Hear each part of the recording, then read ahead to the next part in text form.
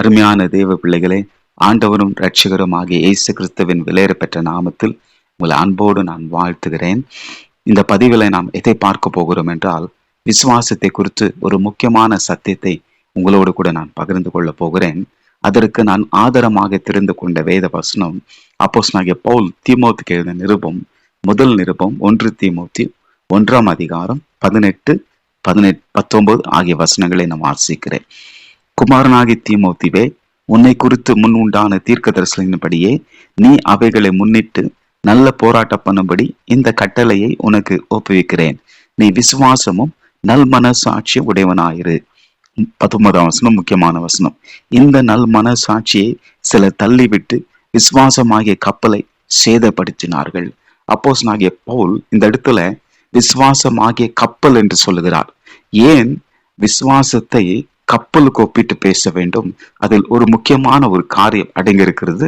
இன்றைக்கு அதை பற்றி தான் சுருக்கமாக சிம்பிளா உங்களுக்கு சொல்லி நான் புரிய வைக்க போகிறேன். இந்த வசனத்தை நாம் பார்ப்பது முன்பாக ஒரு சின்ன இன்ட்ரோடக்ஷனை உங்களுக்கு கொடுக்க போகிறேன். ஒரு சின்ன முன்னுரை நாம் பார்க்க போகிறோம். விசுவாசம் எவ்வளவு முக்கியம் என்பதை உங்களுக்கு நான் வலியுறுத்தி சொல்ல போகிறேன். அருமையானவர்களே, விசுவாசம் எவ்வளவு முக்கியம் என்றால், கிறிஸ்துவ வாழ்வு என்பது துவக்க முதல் முடிவு வரை விசுவாசத்தினால் ஆனதே.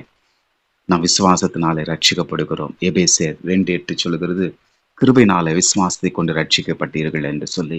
அப்போ ஆரம்பமே விசுவாசம் தான் தொடங்குகிறது. அது மாத்திரமல்ல, நம்முடைய ஆண்டவராகிய இயேசு கிறிஸ்து தலைவர், நமக்கு தலைவர். அவர் எப்படிப்பட்டவர் என்றால், விசுவாசத்தை துவக்குறோரும் முடிக்கிறோமா இருக்கிற தேவன் என்று எபிரேயர் 12ஆம் அதிகாரம் 1, 2 ஆகிய வசனங்கள் நமக்கு சொல்லுகிறது.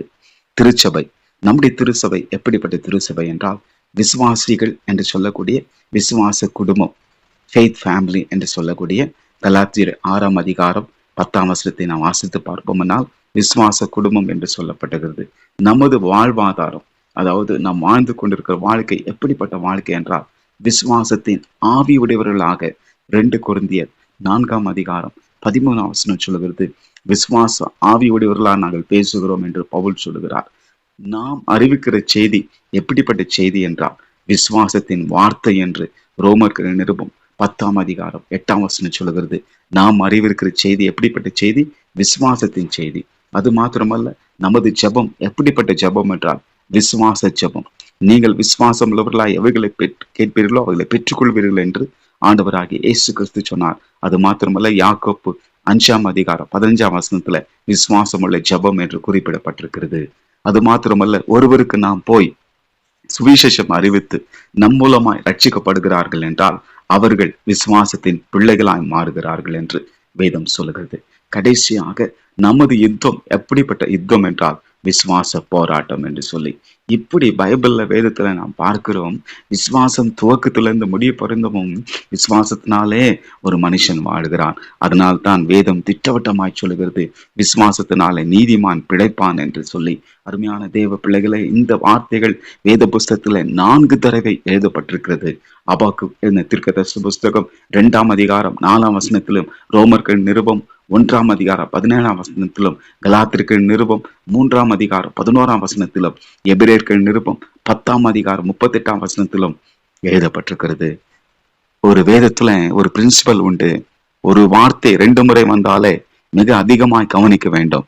ஆனால் இந்த விசுவாசம் என்ற வார்த்தை 4 தடவை எழுதப்பட்டிருக்கிறது. அப்படி என்றால் எவ்வளவு முக்கியம் என்பதை கவனித்து பாருங்கள்.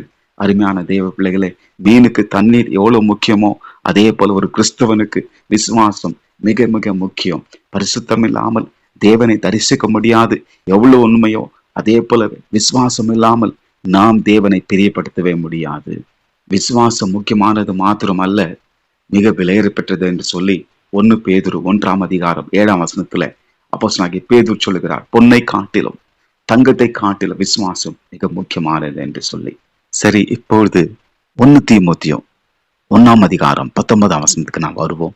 இந்த நல்மன சாட்சியை சில தள்ளிவிட்டு விசுவாசமாகிய கப்பலை சேதப்படுத்தினார்கள். அப்போஸ்தலனாகிய பவுல் விசுவாசத்தை கப்பலுக்கு ஒப்பிட்டு பேசுகிறார். காரணம் என்றால், கப்பல் சேதம் என்று ஒரு வார்த்தையும் அந்த இடத்துல குறிப்பிட்டு சொல்கிறார். அருமையானவர்களே, கப்பல் சேதம் 2 விதமாய் நடக்கும். ஒன்று, கப்பல் புயல் காற்றில் சிக்கிக் கொள்ளும் போது அது காற்று திசையில புறப்பட்டு போய் ஒரு பாறைக்கல்லில் மோதி கப்பல் உடைந்து போய்விடும்.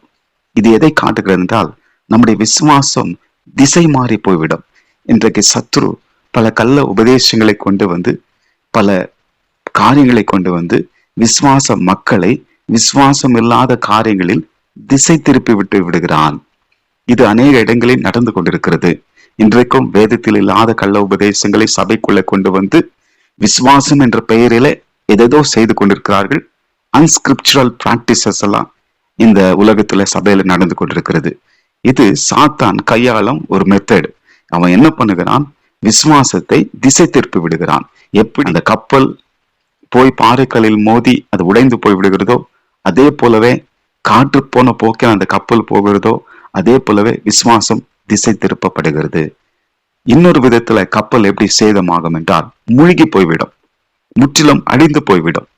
சாத்தான் இன்னொரு பக்கம் என்ன செய்கிறான் என்றால், நம்முடைய விசுவாசத்தை முற்றிலுமாய் எடுத்து விடுகிறான். இது எதை காட்டுகிறது என்றால், விசுவாசத்தை விட்டு விலகுதல். முற்றிலுமாய் விசுவாசத்தை விட்டு விலகி போய் விடுகிறார்கள். இன்னைக்கு அநேகர் பாருங்க, ஆண்டுடைய வேதத்தை நன்றாக படித்தவர்கள், வைரக்கமாக வாழ்ந்தவர்கள், விசுவாசத்தை விட்டு வேதம் பொய் என்று பேசிக் கொண்டிருக்கிறதை நாம் பார்த்து கொண்டிருக்கிறோம். அது மாத்திரமல்ல, விசுவாச துரோகம் முந்தி நேரிடும் என்ற அந்த கடைசி கால அடையாளன்படி இன்றைக்கு விசுவாசம் முற்றிலுமாய் அழிந்து கொண்டிருக்கிறது. கப்பல் எப்படி மூழ்கி போய் அது காணாமற் போய் விடுகிறதோ, அதே போலவே தேவ பிள்ளைகளுக்குள்ள விசுவாசத்தை எடுத்துவிட பிசாசு முயற்சி பண்ணுவான். அதனால்தான் விசுவாசம் மிக மிக முக்கியமா இருக்கிறது. அதனால்தான் பவுல் இந்த விசுவாசத்தை கப்பலுக்கு ஒப்பிட்டு, கப்பல் சேதம் உங்களுக்குள் நடக்காதபடி, விசுவாசமாகி கப்பல் சேதம் நடக்காதபடிக்கு நீங்கள் காத்துக்கொள்ளுங்கள் என்று சொல்லி நமக்கு எச்சரிப்பு கொடுக்கின்றார். அருமையான தேவ பிள்ளைகளே, உங்கள் விசுவாசம் திசை திருப்பப்படக்கூடாது, உங்கள் விசுவாசம் அழிந்து போகக்கூடாது. அதனால்தான் எபேசியருக்கு நிறுவம் 6ஆம் அதிகாரத்துல வேதம் சொல்லுகிறது, எல்லாவற்றுக்கும் மேலாக விசுவாசம் என்னும் கேடகத்தை பிடித்துக் கொள்ளுங்கள். காரணம், எல்லா ஆயுதங்களை பாதுகாக்கிற ஒரு ஆயுதம் உண்டு என்றால் அது விசுவாசமாகிய கேடகம் மாத்திரமே. விசுவாசத்தினால மாத்திரமே இந்த உலகத்துல ஒரு மனுஷன், ஒரு நீதிமான் பிழைக்க முடியும். அருமையான தேவ பிள்ளைகளை, இந்த உலகத்துல மக்கள் எப்படின்னா வாழலாம், எப்படின்னா அவர்கள் பிழைக்கலாம். ஆனா தேவனை நம்புகிற ஒரு விசுவாசி விசுவாசத்தினால் மாத்திரமே பிழைக்க முடியும் என்று நான் உங்களுக்கு சொல்லுகிறேன். கர்த்தர் இந்த வார்த்தைகளை கொண்டு உங்களை பலப்படுத்துவாராக. God bless you.